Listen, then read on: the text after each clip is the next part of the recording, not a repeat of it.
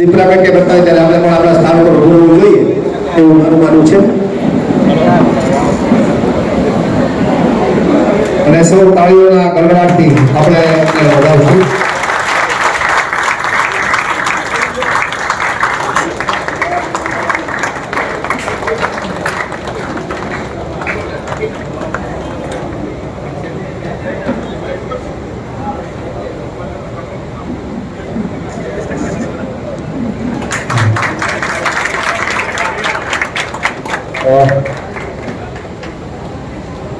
મિત્તલબેન ને પણ વિનંતી કે તેઓ ડાયસ ઉપર પોતાનું સ્થાન લઈ લે. મિત્તલબેન આવો. આપણે એવું કરશું, બંનેને સજોડે બેઠાશું, એક ખુરશી થોડી ખાલી કરી દઈશું. ગુજરાત રાજ્યની 16,000 સંસ્થાઓ, 7 લાખ એના શિક્ષકો અને 50 લાખ જેવા વિદ્યાર્થીઓ એક મહામંડળ હોય અને એમના મહામંત્રી તરીકે આપણી જ્ઞાતિના એક મહાનુભાવ હોય ત્યારે આપ સર્વોની બધા સંસ્થાઓ વતી હું એમને હાર્દિક શુભેચ્છા પાઠવું છું. ચીનમાં એક કહેવત છે કે વૃક્ષને આકાશની ઊંચાઈ આંબવું હોય તો એમના મૂળ છે પાતાળ સુધી પહોંચવા જોઈએ. આજે એમની જે ઊંચાઈ છે આપણી અહીંયા 12 કે 15 સંસ્થાઓ જે ભેગી છે એમના મૂળ એમાં છે અને એમની ઊંચાઈ છે.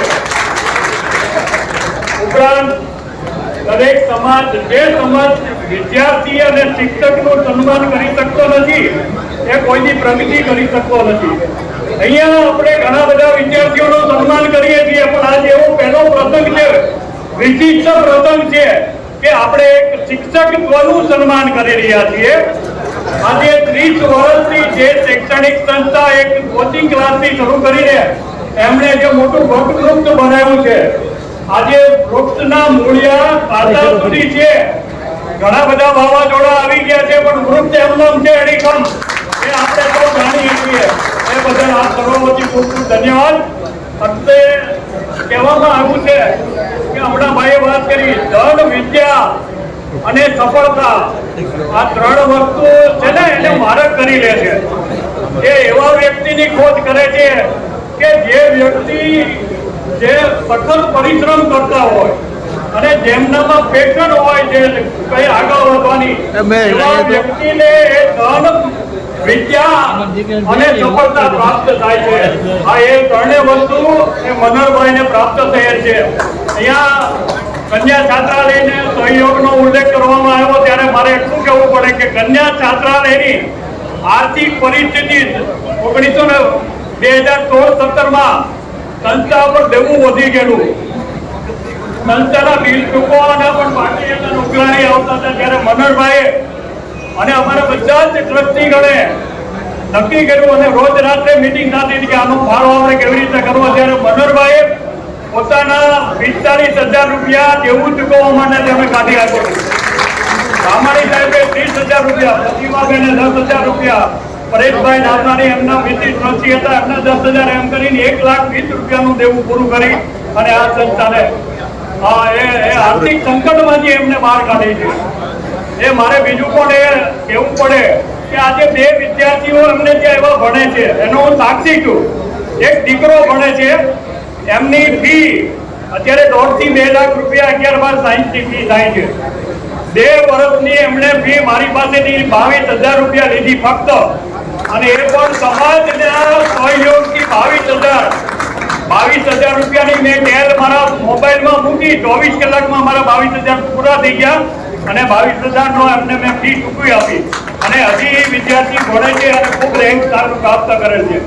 એક દીકરી પણ એવી રીતે ભણે છે. છાત્રાલયમાં એમની ફી એક વાઘેલા પરિવાર દ્વારા એક મંડળ બનાવ્યું છે, એમની ફી કરે ભોગવે છે. એટલે મારે એ ઉલ્લેખ કરવો જરૂરી છે કે આપણા સમાજની અંદર જે બાળક, જે દીકરી કે દીકરો SSC ની અંદર 90% પ્રાપ્ત કરશે અને 11-12 સાયન્સમાં મનોહરભાઈની સ્કૂલમાં દાખલ થશે, એને છાત્રાલયમાં 2 વર્ષ 11 અને 12માં ધોરણ દરમિયાન નિઃશુલ્ક રીતે નિવાસ અને ભોજનની વ્યવસ્થા કરવામાં આવશે. અને એના માટે મનોહરભાઈની જે ફી હશે ને એ પણ 100% માફ થઈ જશે એવી મારી એમને દરખાસ્ત છે. 12મા સાયન્સમાં કોમર્સ, આર્ટ્સ કે કોઈ પણ ફેકલ્ટીમાં 90% ઉપર માર્ક લાવશે અને છાત્રાલયમાં કોઈ બેન દાખલ થશે તો એને 3 વર્ષ સુધી FY સિવાય એને નિઃશુલ્ક રીતે નિવાસ ભોજનની વ્યવસ્થા કન્યા છાત્રાલય અહીંયા સમૂહ લગ્નની વાત કરી ત્યારે 11,11,111 નો જ્યારે અમારે બેંકમાં જમા કરાવતા હતા નાણાં ત્યારે થોડીક રકમ ઘટતી હતી ત્યારે મને બરોબર યાદ છે 1 લાખ રૂપિયાનો ચેક એમણે પોતાનો આપી અને 11,11,111 એને પૂરા કરેલા. બીજું એક આપણા થોડો ઘણો સંસ્થામાં પ્રમુખ બદલી થઈ એમાં એ થોડોક હિસાબોમાં તકલીફ ઊભી થઈ ત્યારે જીવનભાઈ પરમાર અત્યારે યાદ નથી મારે એને યાદ કરવા પડે એમણે મનહરભાઈને બોલાવીને જે જૂનો હિસાબ હતો એ બધો પૂરો કરાવી સતત અઠવાડિયા સુધી એમની નિચાલમાં બેસાડી સવાર સાંજ ચા પાણી નાસ્તો પોતાના ખર્ચે કરાવી જૂના તમામ હિસાબો અમે સંપૂર્ણ રીતે પૂર્ણ કર્યા છે.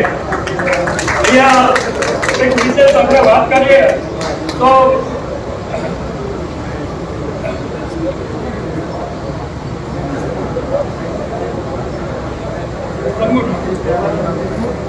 રાષ્ટ્ર ઘડતરમાં જે કઈ ફાળો આપવાનો છે એ શિક્ષક અને ગુરુ અથવા વિદ્યાર્થી આપે છે.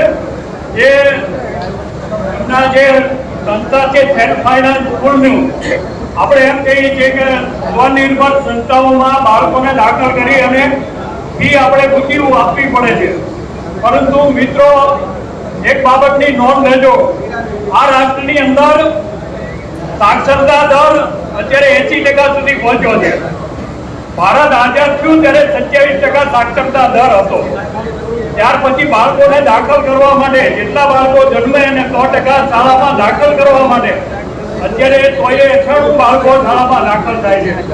એટલે એ રેશિયો પણ સેલ્ફ ફાઇનાન્સ સ્કૂલોના હિસાબે એ આપણે જે રેશિયો સાક્ષરતાનો દર ઊંચો લાવી શક્યા છીએ એ એમનો મોટો ફાળો છે સેલ્ફ ફાઇનાન્સ સ્કૂલોનો. આપણને થોડીક ફી મોંઘી પડે પણ સારું શિક્ષણ આપવા માટે દરેક વાલી એ ખર્ચ કરે છે. વિશેષ ન કહેતા અહીંયા જે સન્માન થઈ રહ્યું છે એમાં કન્યા છાત્રાલય તેમજ બધા સંસ્થાઓથી એમને હું હાર્દિક શુભેચ્છા પાઠવું છું. ખૂબ ખૂબ પ્રગતિ કરે એવી અપેક્ષા સાથે વિરમું છું. જય હિન્દ. એટલે ખૂબ આનંદ થાય છે. ઘણી બધી વાર આવું બધું થાય ને ત્યારે હું એવું માનું છું કે જ્યારે વાત કરીએ મહેન્દ્રભાઈએ પણ વાત કરી કે ઘણા બધા વાવાઝોડા આવતા હોય તો મારા અત્યાર સુધીના 30-32 વર્ષના કેરિયરમાં પણ આવા ઘણા બધા વાવાઝોડા આવ્યા. ગરુડ